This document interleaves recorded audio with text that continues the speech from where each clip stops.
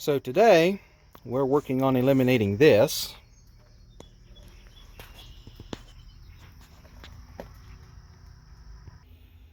With this. Now this tractor of mine has been leaking out of that one remote ever since I owned it. We tried sealing it up once and it never really slowed down, and it's just getting worse over time, and that it needs to go. It's yeah. And Tyler Buckheit did a video on these. There's a couple videos out there of these being installed. He did a how-to video. This is not going to be a how-to video, but just kind of wanted to document this. So when you get this, I ordered this through Sloan Express. This is their GC001, and it works on everything from a 4020 to, let's see, what was being made in 82 or ended in 82, 40 series, I believe. Yeah, so up to the 4840 would use this kit. This 002 is for 3010 and 4010, and then this 003 is for the 50 through 70 series. So that would be everything Waterloo built. That would be everything from the 4050 through the 4960, and then the big 70 series four-wheel drives. When you get it, you can expect to see this. There's a instruction manual, and then no, that's my invoice. You don't need to see that. Two new Welch plugs for the top.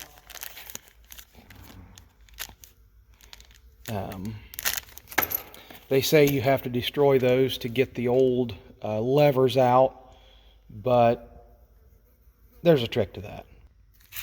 Then the next thing you see in the kit, of course, are these nice pretty green dust caps. And then here are your conversion barrels that they talk about. There's the pin. And then here are the new push-pull ISO Pioneer couplers. So next thing on the list is to get the old stuff out. Okay, these are the levers I was talking about that you've got to get rid of. And then right here, and I know this thing's filthy, I'm going to have to clean it up some before I do the whole job. But these are the Welch plugs that they send you to replace. And what there is underneath of this is an E-clip, or more commonly known around here as a Jesus clip. Because after dealing with those, you either use the name of Jesus in vain, or you need Jesus to get your religion back after you've dealt with them. There's an E-clip, sometimes there's a washer and a spring that is part of this stem. And as you see, and that goes on a shaft that runs up through. And if you watch here, well, you see how that kind of moves up and down? Well, if you're good, now I've seen Dad do this, and I'm going to try it right here live for everyone to see. If you can yank on them quick enough, you can get, there we go, you can pop that E-clip and spring right off the top of it. Now, whether that's recommended procedure or not, I don't know, but it's a hell of a lot easier than dealing with those Jesus clips, I'll tell you that right now. So there we go. There's step number one. That's kind of the quick and dirty way to do it. The next thing I got to do, excuse me while I bend over and pick up my screwdriver, there's framing, you idiot. There is a snap ring in there, I believe. Anyhow, basically the next step is all the rest of these guts have to come out, and I'm trying to watch what I'm doing and through the viewfinder, and it's not working. So anyhow, let me get this cleaned up and I will come back in a minute. Okay, so I'm doing this a little bit out of order because I sort of kind of did step 3 first, but here's the snap rings they're talking about, and then there's the expansion plugs that we still got to take them out, but you don't have to do it this way. Actually, now with those out of there, with those levers out of there, block levers, you can actually take a thin skinny punch or a thin rod and poke those expansion plugs out from the top now, or underneath, and get them out the top, instead of having to like instead of having to punch a hole in the Welch plug and then twist it out. You know, to each his own. But anyhow, I just wanted to go through the instructions here with you. Get the snap ring out that I was trying to fiddle with and find. And then they've got you taking the expansion plugs out. I've already taken the levers out. Those are the, here talks about the E-clips and springs I mentioned. Remove E-clips and springs from the coupler barrel levers located under the expansion plugs. Remove levers and barrels from the bores. Discard E-clips, springs, levers, and barrels. I yanked the levers out first. So really, my next step could be peeling out those snap rings and pulling the barrels out. Then they have you take out all the O-rings and backup rings. And I can't remember now if we use the O-rings and backup rings or if we put the quad rings in. I cannot remember.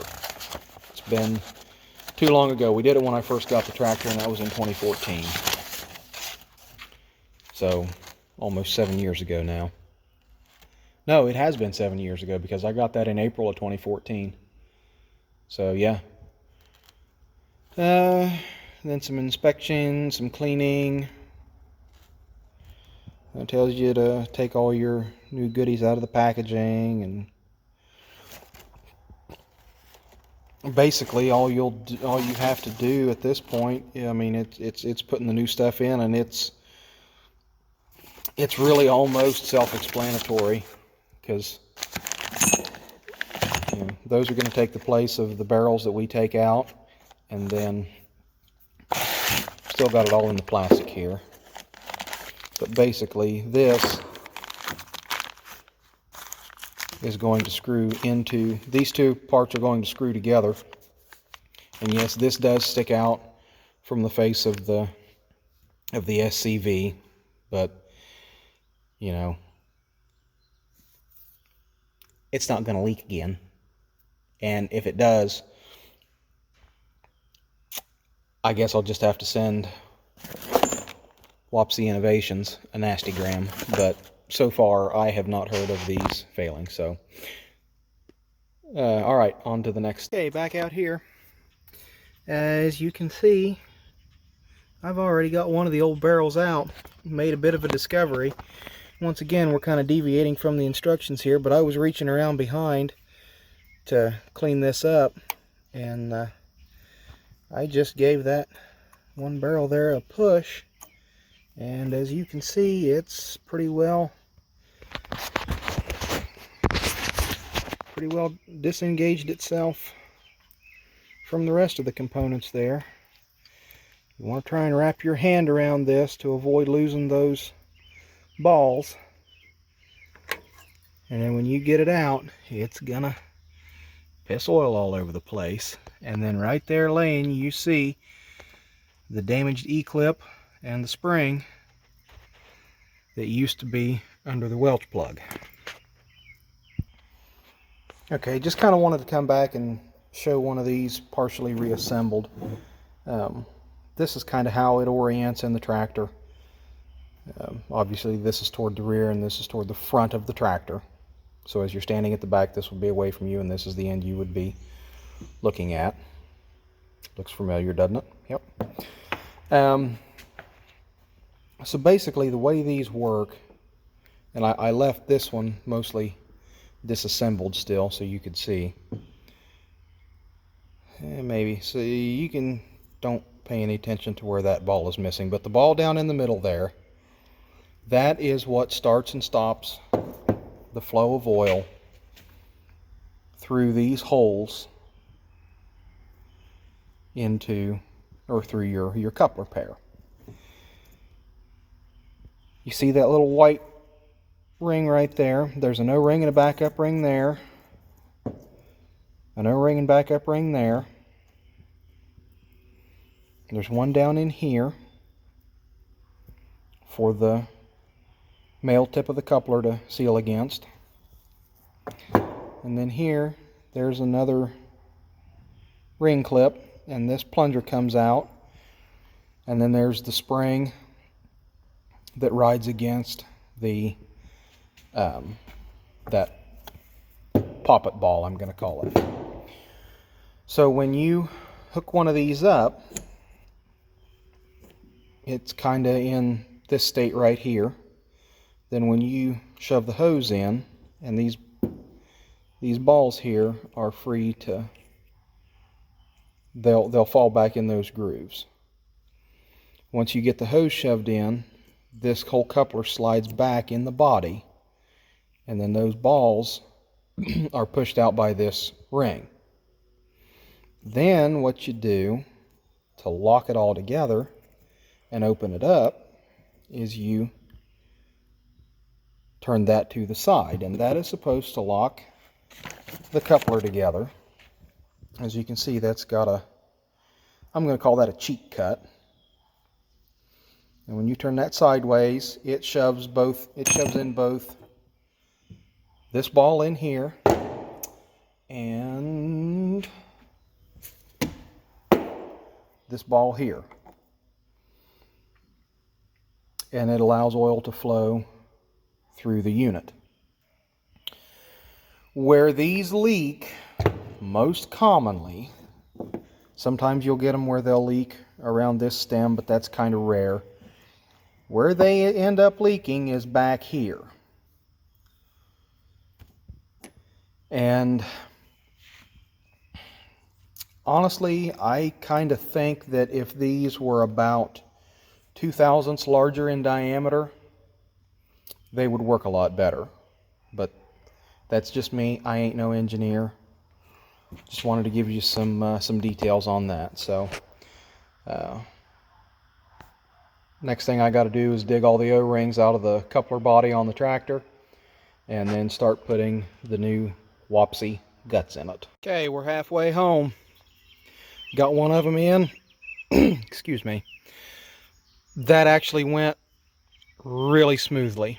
The only thing that, there's two things I want to mention before I try and slide the other one in live on camera here. The way I did it, you see, I did not have to knock the Welch plugs out.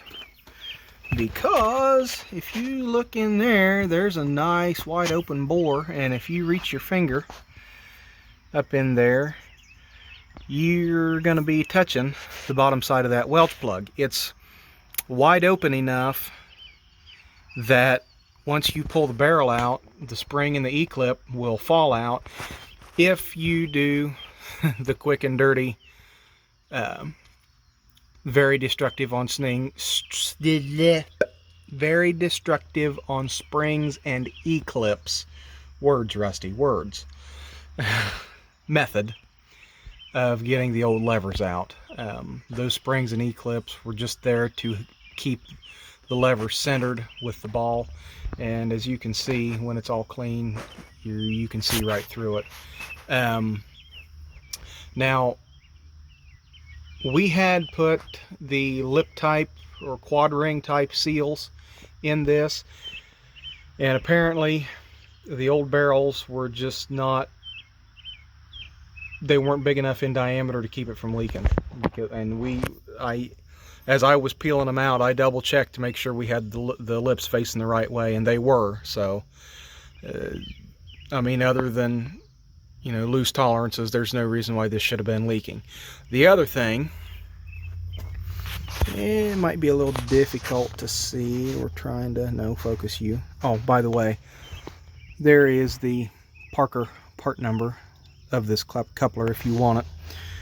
You should kind of be able to see, if I can get my big old fingers in there, the snap ring that rides in this groove. It has to go back in once the new Wapsi adapter is in it. Now, they recommend that you go ahead and just hand tighten the coupler onto the adapter. The back part of it there, where that goes, you need to take that off, and then they say to oil it down real good. I've got some Kimball Midwest penetrating grease here. If I can get it to spray in the right direction. I've already soaked down the O-rings in the new barrel adapter. And now that pin right here, this locator pin, goes in with that slot right there. That's what keeps it all together. So kind of get that in the, close to the right spot. These O-rings are a very nice snug fit. Just kind of wiggle her in, kind of walk it back and forth a little bit, give it some good, just steady pressure, and work it back and forth a little bit until there. That's the final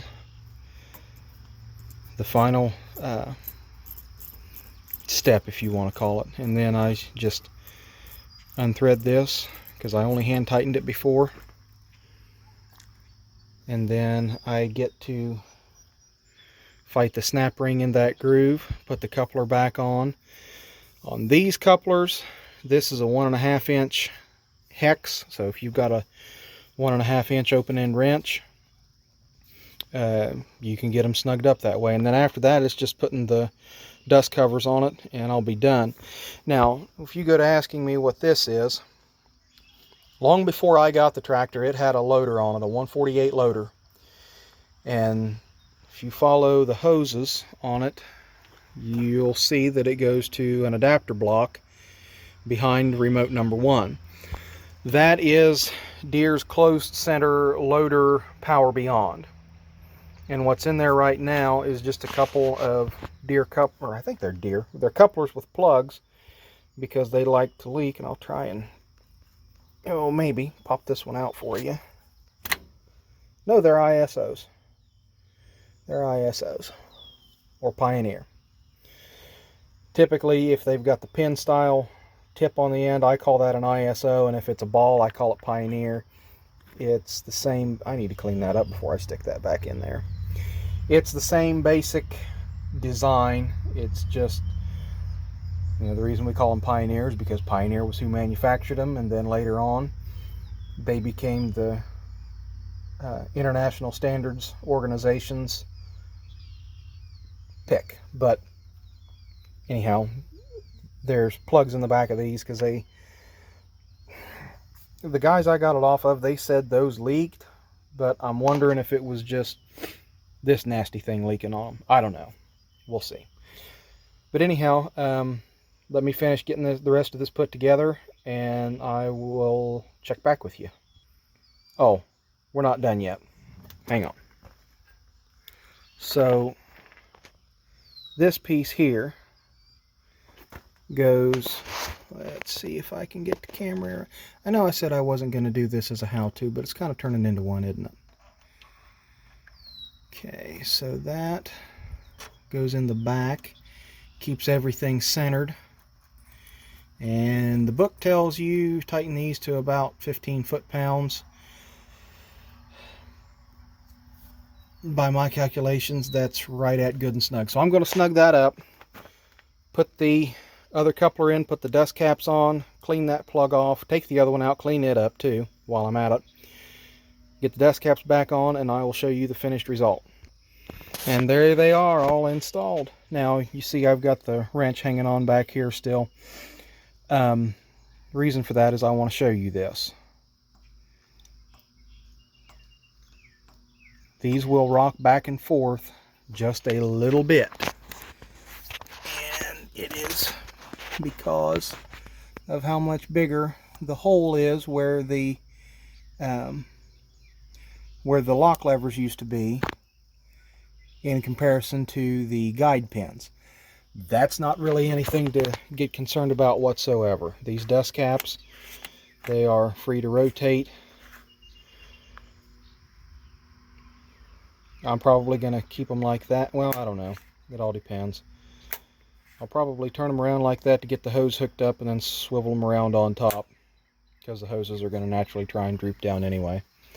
But anyhow, I just wanted to show you that real quick.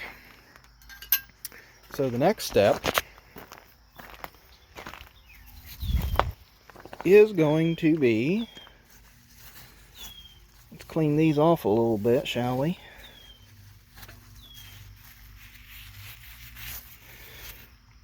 Now this harrigator had ISO style ends on the hoses to start with, and we just run these ISO to John Deere adapters when we need to. But kind of wipe my fingers off here so I can change hands with the camera. Try not to hit any extra buttons. Okay, which end does this go to? Well, I don't know. Let's see if we can do this with one hand. Nope, I already know I'm not going to be able to. So, got it started there. Look at that. And then coming out. Oh man. Well, them are nice and snug. Of course, they're brand new. They ought to be nice and snug. Just a standard, well, I guess you could say standard push-pull type connector now, like you would see on any high-end tractor. And that is a Pioneer style tip on this one. If you would focus, there we go. That's a Pioneer, what I consider Pioneer style. Right, wrong, or indifferent. So yeah, that is the Wapsi conversion on my John Deere 4230. And another addition I put on this tractor is this hydro lever. Going to be a nice thing to have, because it seems like at the very least once or twice per field with the New Holland BR 740 I've got to get off and dick with the string. So, you know, once I get the string on the bale, it'll be nice to come here, and I can't remember now. No, I come in here and just shove that lever forward, dump the bale, and close it back up, and keep right on and go and do it all from the ground. So anyhow, that completes the install of the Wapsi Innovations Grove Conversion Kit on a John Deere 4230. Thanks for watching.